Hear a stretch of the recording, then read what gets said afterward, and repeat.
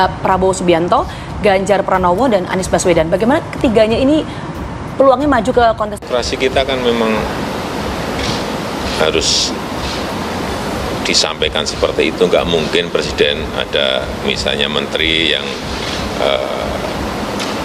ke saya untuk menyampaikan itu, kemudian saya bilang tidak. Nggak bisa. Menerima pencalonan sebagai Presiden Republik Indonesia tahun 2024. Ini masih dalam tahap normal dan tidak berada di bawah tekanan. Nah, kita perlu cek, kalau misal kemudian dinamika politik menuju 2024, kemudian terjadi serangan-serangan dari elemen-elemen koalisi, maka kemudian ini akan berpengaruh signifikan. Itu yang kita cermati dulu ketika momentum menjelang 2019, bagaimana kemudian elektabilitas Jokowi dengan Pak Prabowo sangat dinamis, kemudian mengalami crossing di sana. Safari politik seperti yang dilakukan oleh Anies ataupun mungkin Prabowo Subianto, kalaupun toh dia raja survei, kata umam stagnasi, saya bisa membayangkan. Harus diperhitungkan secara matang sehingga kemudian mereka bisa mensimulasikan mana potensi kemenangan lebih besar, mana yang kemudian harus dihindari. Konsisten, kita menemukan bahwa pasangan Gerindra PKB, Pak Prabowo Muhaimin ini secara konsisten menempati posisi pertama. Kemudian posisi kedua dan ketiga itu bergantian. Posisi kedua itu terutama ditempati apabila Pak Anies Baswedan itu berpasangan dengan AHY, begitu ya. Kemudian posisi ketiga itu Pak Ganjar berpasangan dengan beberapa orang. Jika Pilpres dilaksanakan 3 calon presiden, maka bagian terbesar sekitar 46,6% memilih Prabowo Subianto dan diikuti Ganjar Pranowo sebesar 28,2%, kemudian Anies Baswedan dengan perolehan 25,2%. Litbang Kompas, elektabilitas Prabowo di kalangan Gen Z naik, Ganjar dan Anies melemah.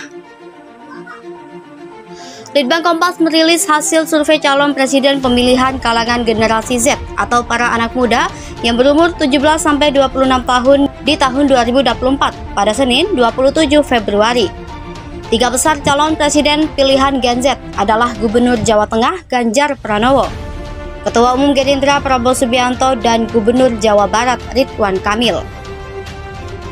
Ganjar memiliki elektabilitas tertinggi dengan angka 28,8%, disusul Prabowo dengan angka 20,6% dan Ridwan Kamil 9,1%. Berdasarkan temuan Litbang Kompas, elektabilitas Prabowo mengalami peningkatan signifikan. Dari Oktober 2022 yaitu hanya 16,6%. Ada kenaikan sampai kurang lebih 4% hingga menjadi 20,6% di Januari 2023. Sementara itu, Ganjar mengalami kehilangan suara Gen Z sebesar 0,7% dibandingkan survei Oktober 2022. Untuk pertama kalinya sejak survei Gen Z digelar pada Januari 2022.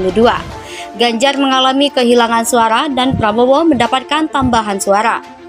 Kemudian, terjadi pergeseran di posisi ketiga. Mantan Gubernur DKI Jakarta Anies Baswedan dijunggalkan oleh Ridwan Kamil yang memiliki elektabilitas 9,1%. Anies kini berada di posisi keempat dengan angka 8,8% atau kehilangan suara Gen Z mencapai 4,5%.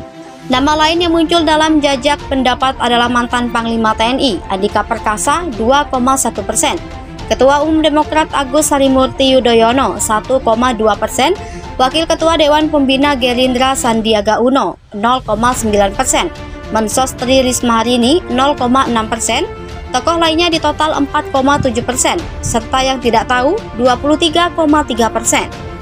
Survei digelar Litbang Kompas dengan wawancara tatap muka pada 25 Januari sampai 4 Februari 2023. Sebanyak 1.202 responden dipilih secara acak menggunakan metode pencuplikan pencuplikan sistematis bertingkat di 37 provinsi di Indonesia. Survei memiliki margin of error kurang lebih 2,83% pada tingkat kepercayaan 95%. Lembaga Survei Indostrategi Research and Consulting merilis temuan survei nasional terkait peta dukungan dan migrasi pemilih menjelang pemilihan umum 2024 Minggu 26 Februari 2023. Hasilnya, Menteri Pertahanan Prabowo Subianto masih menduduki puncak tertinggi tokoh yang akan dipilih masyarakat jika Pilpres digelar hari ini. Direktur Indostrategi Arif Nurul Imam mengungkap, tak hanya tingkat popularitasnya di masyarakat yang tinggi, elektabilitas Prabowo juga memuncaki klasemen bursa calon Pilpres 2024. Nama Prabowo bahkan meninggalkan jauh 12 nama lain, termasuk Gubernur Jawa Tengah Ganjar Pranowo dan mantan Gubernur DKI Jakarta Anies Baswedan. Lebih lanjut, ia pun menyebut sejumlah alasan yang membuat Prabowo tetap bertengger di peringkat pertama tokoh yang akan sukses di pemilu 2024. Salah satu yang mendukung Arif paling signifikan adalah endorsement yang dilakukan secara intens dan terang-terangan oleh Presiden Joko Widodo. Alasan lain yang menurut Arif juga mempengaruhi tingkat keterpilihan Prabowo adalah pencalonan Ganjar dan Anies yang tidak kunjung pasti. Menurutnya, ketidakpastian ini memicu beralihnya arus dukungan pada dua tokoh tersebut menuju Prabowo. Kemudian, Arif mengatakan pihaknya juga membuat dua simulasi hit-to-hit jika pemilu hanya diikuti oleh 3 nama tersebut. Hasilnya, Prabowo masih tetap unggul, baik jika disandingkan dengan Ganjar maupun Anies. Lalu pada simulasi kedua, lanjut Arif, Prabowo ditandingkan dengan Anies Baswedan. Hasilnya masih sama, Prabowo masih keluar sebagai capres yang akan dipilih masyarakat. Ia mengatakan dukungan untuk Prabowo akan semakin kuat dengan tambahan suara dari pemilih Ganjar yang sebagian besar adalah pemilih Jokowi. Lembaga survei Indostrategi melakukan surveinya pada 1.230 responden dari 34 provinsi di Indonesia. Pengumpulan data survei ini dilakukan sepanjang 14 hingga 23 Februari 2023 melalui wawancara tatap muka dengan bantuan kuesioner.